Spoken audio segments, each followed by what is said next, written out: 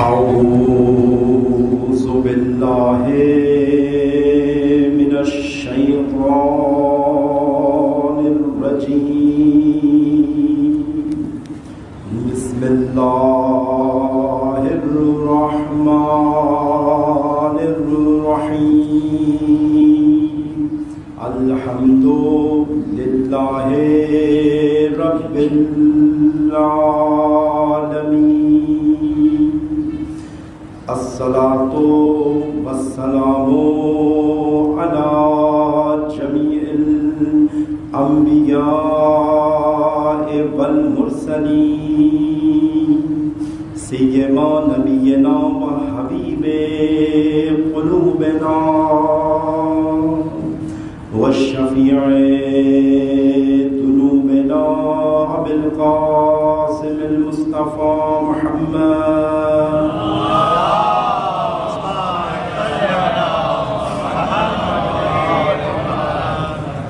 وعلى آله الطيبين الطاهرين المعصومين المنتجبين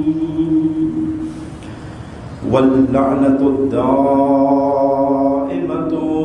على أعدائهم أجمعين من اليوم عداوتهم إلى قيام يوم الدين. درود بھیجو محمد وعلى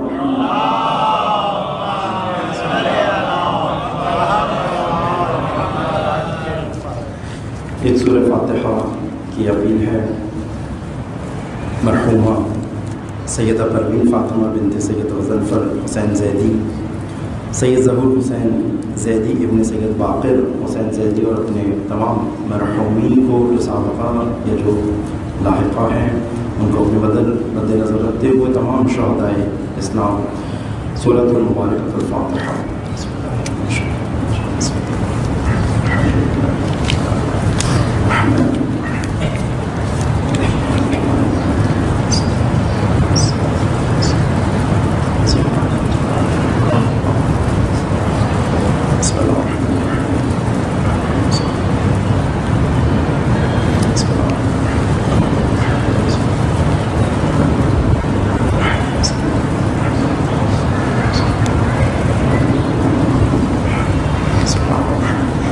درود بھیجو محمد وعلی محمد.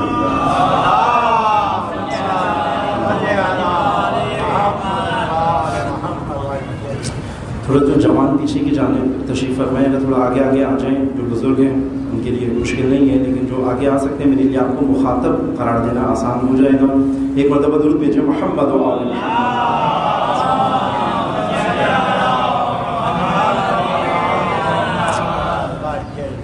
قرآن مجید میں خداوند متعال کا ارشاد گرامی ہے، والدین کی تکریم، والدین کی شناخت، والدین کا احترام، والدین کے ساتھ تعلق کا انداز،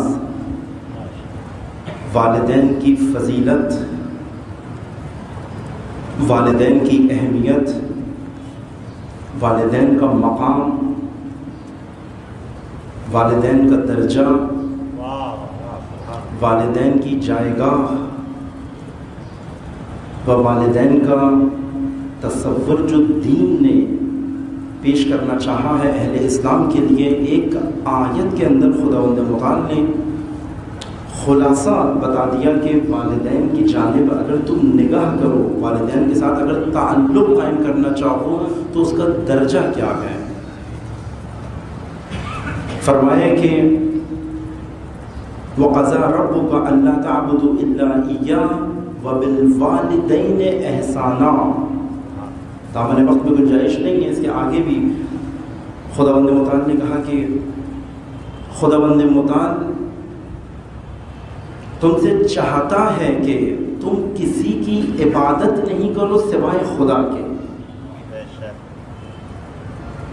اور اس کے ساتھ ساتھ فرما رہا ہے وَبِالْوَالِدَيْنِ إِحْسَانًا، اور اپنے والدین کے ساتھ احسان کرو. یہاں یہ معلوم ہو رہا ہے کہ خداوند متعال نے جتنی تاکید اور جتنی ممانعت اور جت قدر شدت شرک کے بارے میں مکمل قرآن میں و اہل بیت کی روایات کے اندر ہمیں بتایا ہے کہ خدا ہر چیز معاف کر سکتا ہے مگر شرک کو معاف نہیں کر سکتا. اور اس آیت میں یہ بتا رہا ہے کہ شرک مت کرنا. بس خدا تم سے یہ چاہتا ہے اللہ تعبدوا الا ایہ، تم فقط خدا کے علاوہ کسی کی عبادت مت کرو. لیکن اس آیت کو جوڑ رہا ہے والدین کے ساتھ احسان کرنے کو. بس دو واجب بتا رہا ہے، ایک کبھی شرک مت کرنا اور ایک والدین کے ساتھ احسان کو مت چھوڑنا. درود بھیجو محمد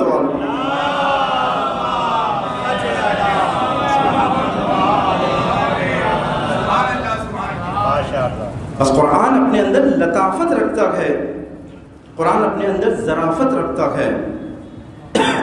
عربی کی فصاحت و بلاغت وہ اس کی ترتیب انسان کو، اس اہل اسلام کو سکھا رہی ہے، بتا رہی ہے.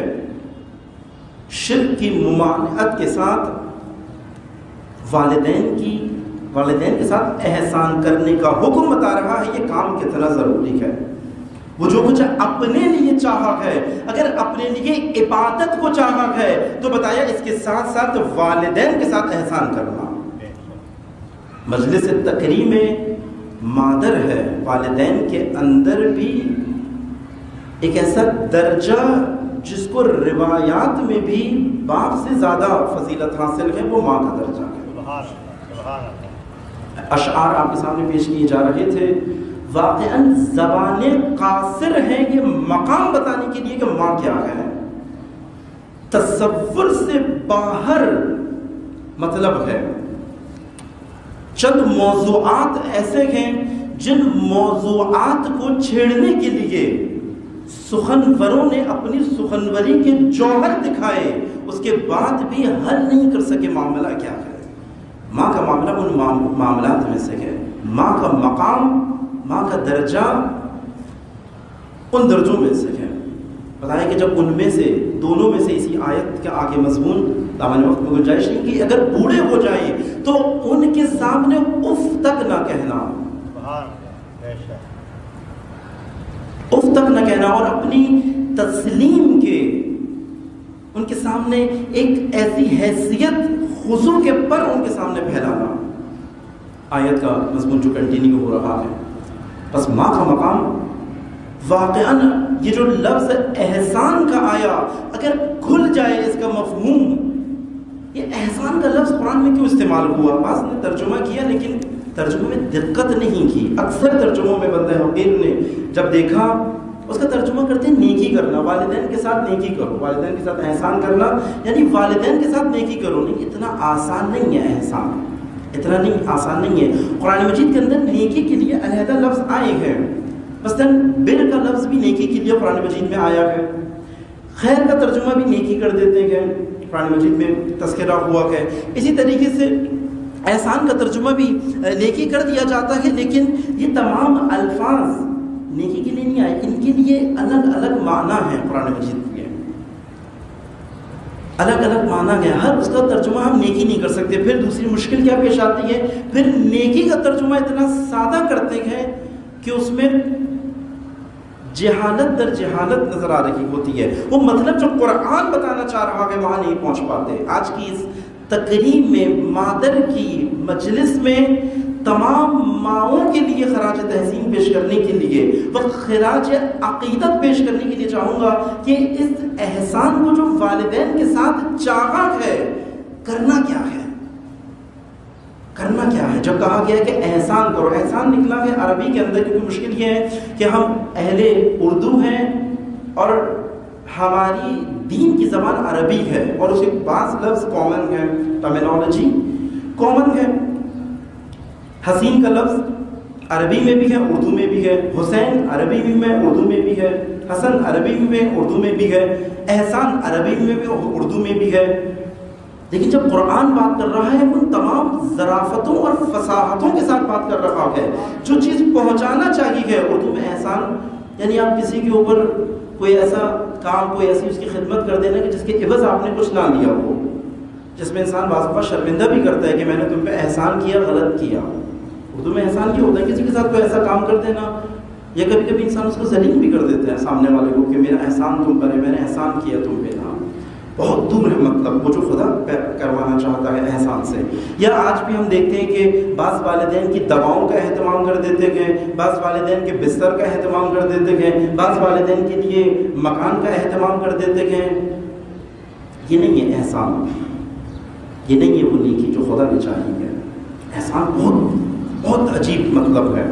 عربی کے اندر احسان نکلا ہے حسن سے، احسان حسن سے نکلا ہے، یعنی اظہار حسن کو احسان کہتے ہیں، انسان حسن کا اظہار کرے۔ حسن بھی اسی سے نکلا ہے، حسن یعنی صاحب حسن، حسن کو حسن کہتے ہیں، یہ نام اسی لیے رکھے گئے۔ اور اسی سے حسین بھی نکلا کہ جب کوئی صاحب حسن کو لاڈ کے ساتھ پکارنا چاہتا ہے تو اس کو حسین کہہ کے پکارا جاتا ہے۔ درود جو محمد و آل محمد۔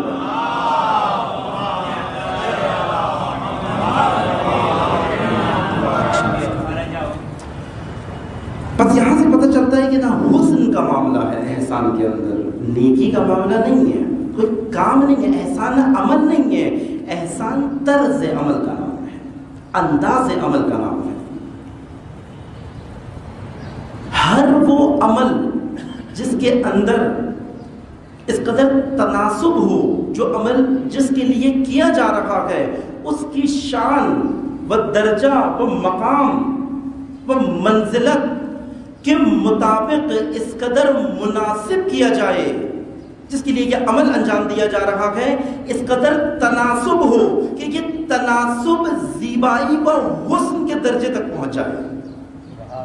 یہ تناسب جیسے آپ دیکھتے ہیں کہ مختلف رنگ اگر بکھرے ہوئے رکھے ہوں، بچوں کی پینسل باکس آپ نے دیکھی ہوگی، کلر باکس کی جو ایک ہوتی ہے، 12 کلرز ہوتے ہیں، بعض میں 24 کلر ہوتے ہیں، بعض میں 64 کلر ہوتے ہیں، بہت بڑی بڑی آپ نے ٹریز دیکھی ہوگی، اس میں پینسل کلرز رکھے ہوئے ہوتے ہیں، لیکن بعض اوقات آپ دیکھیں کہ اس کے اندر حسن نہیں ہوتا۔ گرین کلر کے برابر میں آپ ریڈ رکھ دیں، سرخ کے برابر میں آپ براؤن رکھ دیں، براؤن کے برابر میں آپ یلو رکھ دیں تو وہ حسن نہیں آتا، اگرچہ رنگین ہے لیکن حسن کا اظہار نہیں کر رہے۔ لیکن جب آپ ان کو خریدتے ہیں اور پہلی مرتبہ کلر باکس کے اس پیکٹ کو کھولتے ہیں تو جس نے یہ بنایا ہوتا ہے اس نے ان رنگوں کو اس اعتبار سے رکھا ہوتا ہے، اس تناسب سے رکھا ہوتا ہے، جو پیلا رنگ ہے اس کے ساتھ اس سے قریب ترین رنگ کو رکھنا، پھر اس کے ساتھ اس کے قریب ترین رنگ کو رکھنا، پھر اس کے ساتھ اس کے قریب ترین رنگ کو رکھنا، اس قدر تناسب ایجاد ہوتا ہے۔ تو بیچ کے رکھے ہوئے دو رنگوں کے درمیان کوئی تیسرا رنگ نہیں رکھا جا سکتا۔ جب اس قدر تناسب آ جاتا ہے یہ تناسب زیبائی و حسن ایجاد کر دیتا ہے۔ بس اس تناسب کے ذریعے سے جب کوئی حسن ایجاد ہوتا ہے اس حسن کو ایجاد کرنے کو احسان کہتے ہیں۔ یہ عربی کا احسان ہے، یہ اسلام نے جو احسان چاہا ہے۔ بس یہاں سے معلوم ہوتا ہے کہ والدین کے ساتھ کرنا کیا ہے، جو اس کی شان ہے، جو اس کی منزلت ہے، جو اس کا مقام ہے۔ ہر عمل، ہر رابطہ، ہر تعلق جو ماں کے ساتھ ہے، باپ کے ساتھ ہے، اس کے اندر اتنا تناسب ہو، اتنی مناسبت ہو، اتنا خیال رکھا گیا ہو ان کے درجے کا کہ وہ خیال رکھنا آپ کے عمل میں حسن ایجاد کر دے، یہ احسان ہے۔ بس فقط دوائیں دینا احسان نہیں ہے، دوائیں دینے کا انداز احسان ہے۔ فقط مکان دینا احسان نہیں ہے، مکان دینے کا انداز احسان ہے کہ اے ماں یہ مکان تیرے توسط سے ہے، میں بھی اس میں رہتا ہوں۔ اے ماں یہ دوائیں تیری ہیں، میرا شرف ہے میرے ہاتھ سے لے رہی ہے۔ اے ماں یہ غذا تیری برکت سے مجھے ملی ہے، میرا شرف ہے کہ میں وسیلہ بن گیا ہوں۔ ایک یہ انداز ہے، اور ایک یہ انداز ہے بعض اوقات جو سننے کو ملتا ہے کہ عرش الہی لرز جاتا ہے کہ میری ماں میرے ٹکڑوں پہ پل رہی ہے۔ بعض بہویں تانے دے رہی ہوتی ہیں، بعض بیٹے ایسے ہوتے ہیں نامراد والدین کے لیے ایسے لفظ استعمال کرتے ہیں۔ اب گھر دے رہا ہے، گھر دے رکھا کہ احسان نہیں کر رہا، حسن نہیں ہے اس گھر دینے میں، ساتھ رکھ رکھا کہ اور انتظار بھی کر رکھا کہ کب یہ کمرہ خالی ہوگا اور مجھے ایک گشائش ملے گی، مجھے ایک گھر میں رہنے کی جگہ ملے گی۔ گھر کا وہ کمرہ ماں کو دینا، گھر کی وہ جگہ ماں کو دینا جو اس کی شان کے مطابق نہیں ہو، یہ احسان نہیں ہے، یہ احسان نہیں ہے۔ گھر کے اندر سب سے زیادہ بہترین انتظام ماں کے لیے کرنا، یہ احسان ہے اور لائق تحسین ہے، لائق تحسین ہے۔ وہ بچے جو ماں کو بہترین غذا دیتے گئے، وہ بچے جو ماں کے لیے جو کہا کہ وہ ان کی طرف سے ان کو دیتے گئے، اس کا شرف اتنا ہے کہ اس کے ہاتھ سے جا رہا ہے، یہ وسیلہ بن رہا ہے، اور جن کے پاس یہ بھی وقت نہیں گئے، فقط یہ کہتے گئے کہ فلاں آپ کو یہ چیز پہنچا دے گا، یہ احسان سے بہت دور ہے، یہ احسان سے بہت دور۔ بھیجو محمد علیہ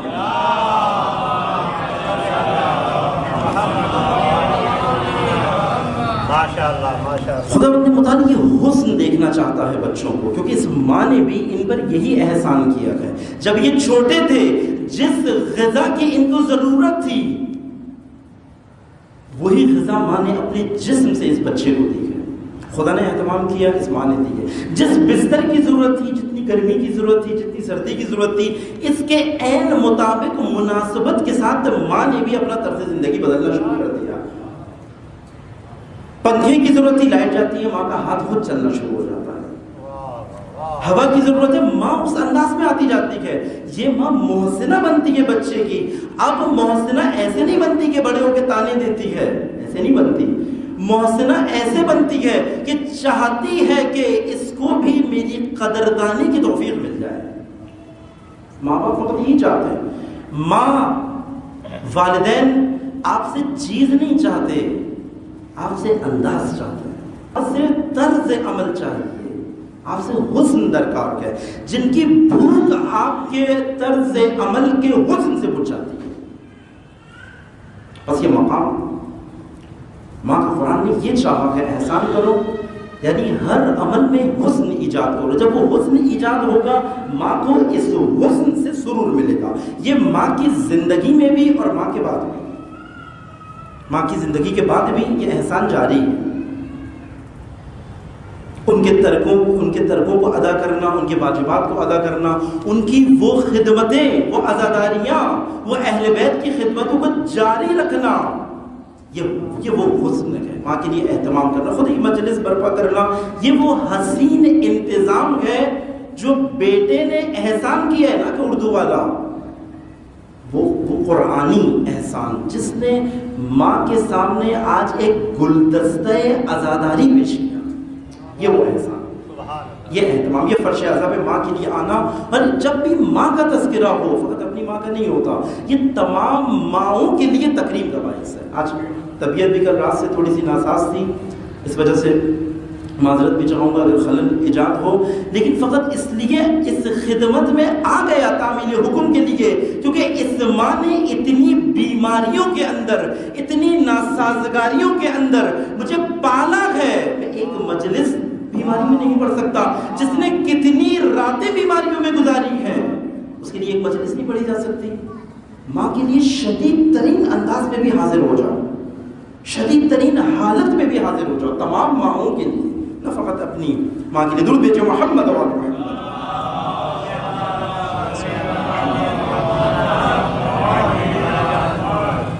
بس یہی حسن ہمیشہ اسی طرح سے ہے۔ خداوند متعال نے یہ حسن جو چاہا ہے، حسن ہمیشہ ہر جگہ کے لیے، جو آپ کی خدمت میں بھی عرض کیا، حضرت یوسف کا حسن بھی ان کی ظاہری حسن کے ساتھ زیادہ نہیں تھا جس کی طرف ہماری توجہ ہوتی ہے۔ زندگی حضرت یوسف کا حسن بھی ایسے ہی ہے، ایسا طرز عمل گناہ کے مقابلے میں جو انکار گناہ ہے، وہی یوسف کا حسن ہے۔ جب بھی اس کو گناہ گھیرتے گئے، یہ انکار یوسف میں حسن ایجاد کر دیتا ہے تمام جوانوں کے لیے۔ یہ حسن جو ہم بالوں کے ذریعے سے، کپڑوں کے ذریعے سے، اور جو جسمانی حسن تلاش کر رکھے گئے، قرآن ایسا حسن بتا رہا ہے۔ اگر حسین بننا چاہتے ہو، ماں باپ کے ساتھ احسان کرو۔ اگر حسین بننا چاہتے ہو، ماں باپ کے ساتھ احسان کرو۔ اگر حسن بننا چاہتے ہو، ماں باپ کے ساتھ احسان کرو۔ کیوں؟ کیونکہ پنجتن کا یہ خانوادہ ایک ایسی حسین ماں کے حسین بچے کے، ایک ایسی حسین زوجہ کا حسین شوہر کے، ایک ایسی حسین بیٹی کا حسین باپ ہے کہ جو پورے پنجتن کے اس گلزار کو حسین بنا رہا۔ بس یہ علی کا حسن ہے جو یہ کہہ رہا ہے کہ میں نے زہرا کو راہ خدا میں بہترین ساتھی پایا۔ یہ نبی کا حسن ہے جو کہہ رہا ہے کہ میں نے زہرا کو اپنی ماں کی طرح پایا۔ ابیہا حسن محمدی کے درود بھیجے محمد و آل محمد۔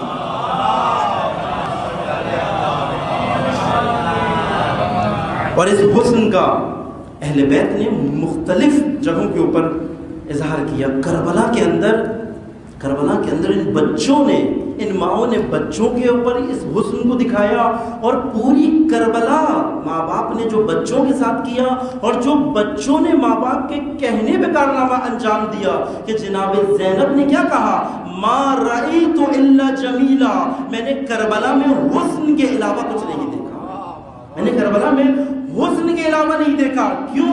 یہ بچے جب کربلا میں جاتے تھے اپنی ماں کے اوپر احسان کرتے تھے، یہ بچے اپنے والدین کے اوپر احسان کرتے تھے، جو تربیت والدین نے کی تھی اپنے وقت کے امام کی راہ میں قربان گئے، اور ہر ماں کا احترام کیا اس خانوادے نے، ہر ماں کا احترام کیا۔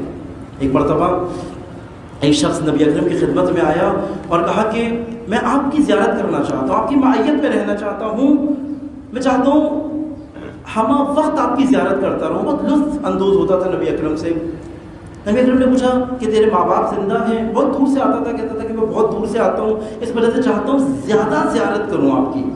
نبی اکرم نے کہا تیرے ماں باپ زندہ ہیں؟ کہا ہاں میرے ماں باپ زندہ ہیں۔ کہا لیکن وہ کافر ہے، مسلمان نہیں ہے، میں زیادہ ان سے رابطہ نہیں رکھتا۔ نبی اکرم نے اس عنوان کو اتنا صرف نظر کیا کہ ان کا کافر ہونا تیرے لیے مشکل نہیں ہے، ان کا تیرا والد اور والدہ ہونا تیرے لیے فرصت ہے۔ کہا اگر میری زیارت کرنا چاہتا ہے تو جا اپنی ماں باپ کی زیارت کر، اور جب بھی تجھے محمد کی زیارت کرنی ہو تو اپنی ماں کی زیارت کر لیا کر، جب بھی تجھے نبی کی زیارت کرنی ہو تو اپنے باپ کی زیارت کر لیا کر۔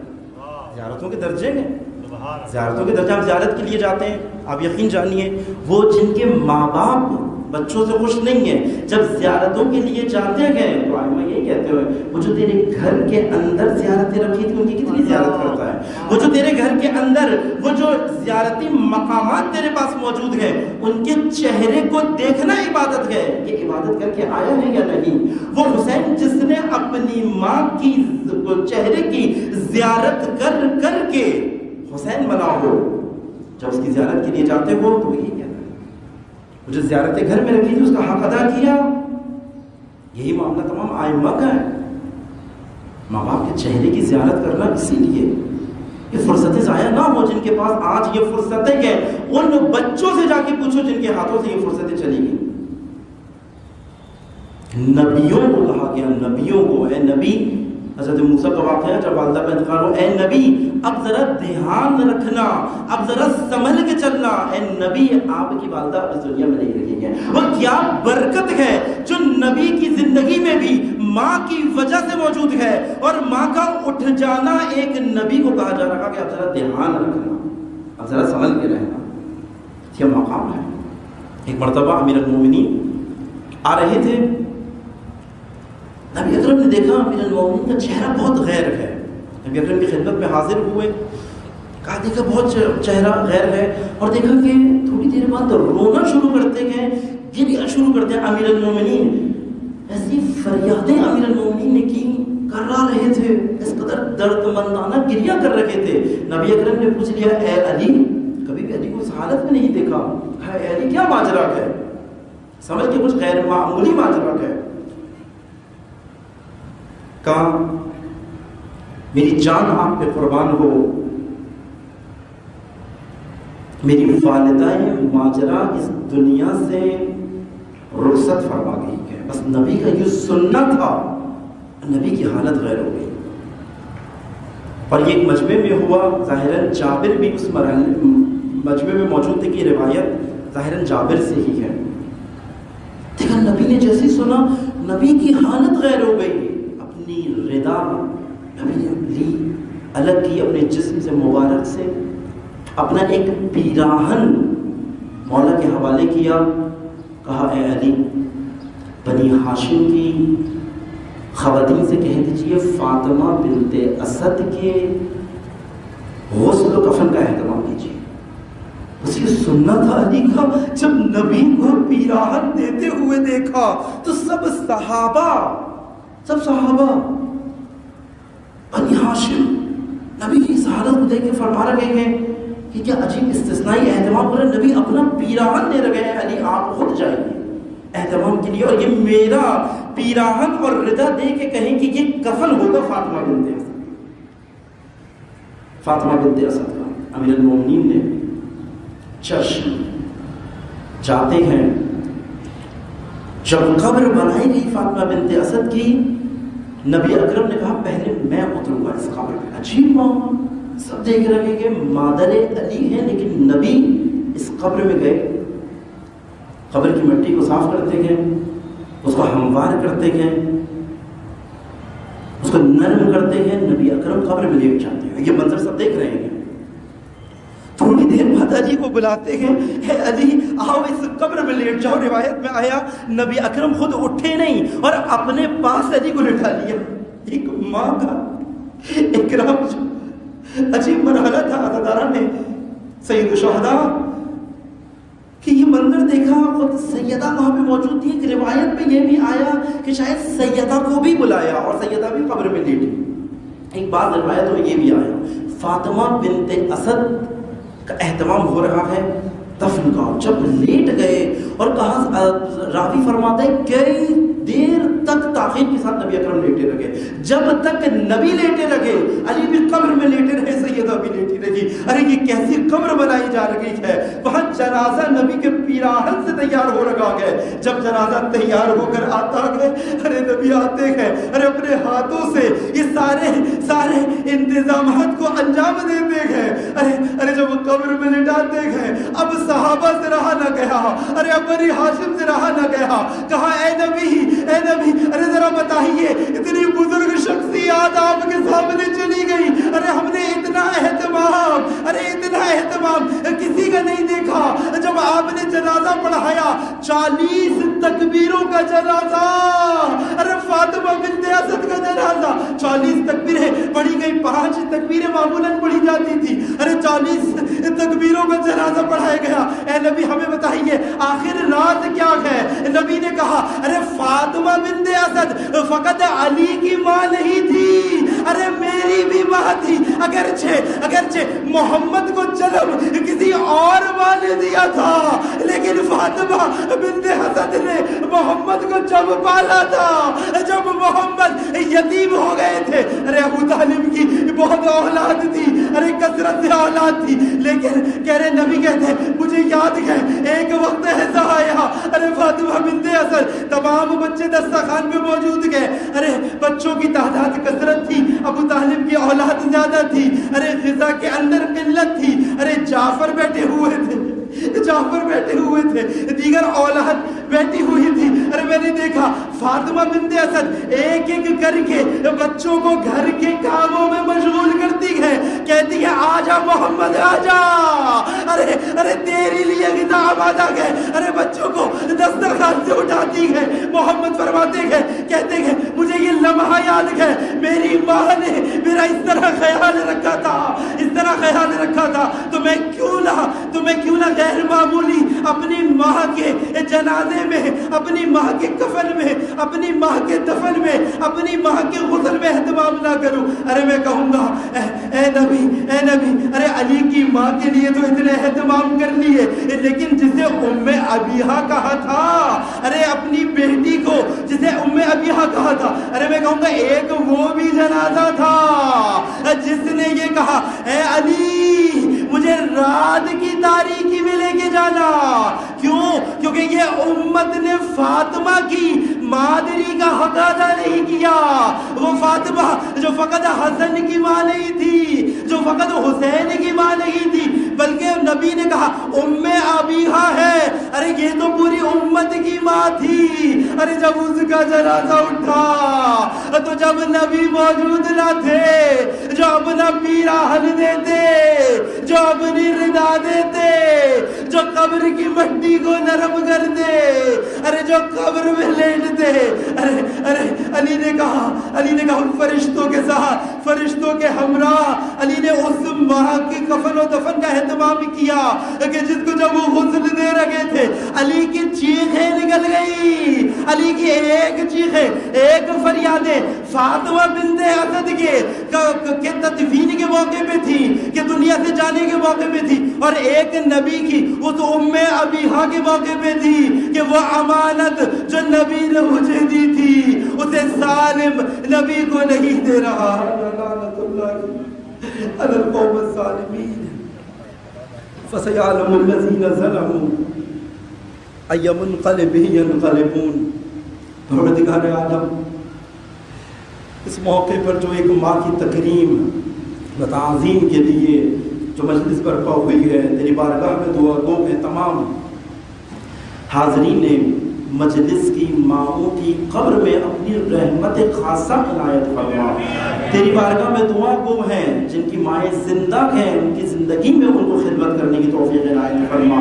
جن کی مائیں دنیا سے رخصت کر چکی ہیں ان کو والدین کی مرنے کے بعد جو امور ہیں ان کو شرعی و احسن و حسن کے ساتھ انجام دینے کی توفیق عنایت فرما۔ تیری بارگاہ میں دعا گو ہیں ہمیں اپنی ماؤں کا اکرام کرنے کی توفیق عنایت فرما۔ پروردگار عالم تیری بارگاہ میں دعا گو ہیں چونکہ آپ جانتے ہیں کہ یہ مجلس ایسے موقع پہ برپا ہو رہی ہے کہ رمضان المبارک بھی نزدیک ہے، اور آپ جانتے ہیں کہ چند مائیں اپنے بچوں کی رہائی کے لیے دھرنے کے اندر تشریف فرما ہے کہ جن کے بچوں نے اپنی ماؤں کو نہیں جن کی ماؤں نے اپنے شوہر کو اور بچوں نے اپنے باپ کو نہیں دیکھا، ہم اس مجلس کے تو خیر دعا گو ہیں ان کے بچوں کو، ان کی ماؤں کو اپنے شوہر سے اور بچوں کو اپنے والدین سے ملا دے۔ پروردگار عالم تیری بارگاہ میں دعا گو ہیں تمام عزاداروں کی جان و مال و عزت و آبرو کی حفاظت فرما۔ تیری بارگاہ میں دعا گو ہیں کہ وبا جس نے گھیر رکھا ہے پورے عالم کو، پنجتن پاک کے صدقے تمام انسانوں کو اس وبا سے چھٹکارا عنایت فرما۔ تیری بارگاہ میں دعا گو ہے تمام مریضوں کو شفائے کامل و عاجل عنایت فرما۔ تیری بارگاہ میں دعا گو ہے تمام حاضرین محفل کے مجلس کے مرحومین کو جوان رحمت میں جگہ عنایت فرما۔ تیری بارگاہ میں دعا گو ہیں دشمنان مکتب اسلام، دشمنان عزاداری، دشمنان اہل بیت کو نیست و نابود فرما، اور اہل ولایت کو دشمنان کے شر سے محفوظ فرما۔ تیری بارگاہ میں دعا گو ہیں اہل اسلام کو دشمنوں کے مقابلے میں فتح و نصرت عنایت فرما۔ تیری بارگاہ میں دعا گو ہیں تمام علماء مراجعین و مجتہدین کو طول عمر و صحت کاملہ عنایت فرما۔ تمام زمانہ کے ظہور میں تعجیل فرما، اور ہمیں ان کے آبان و انصار میں ہونے کی توفیق عنایت فرما۔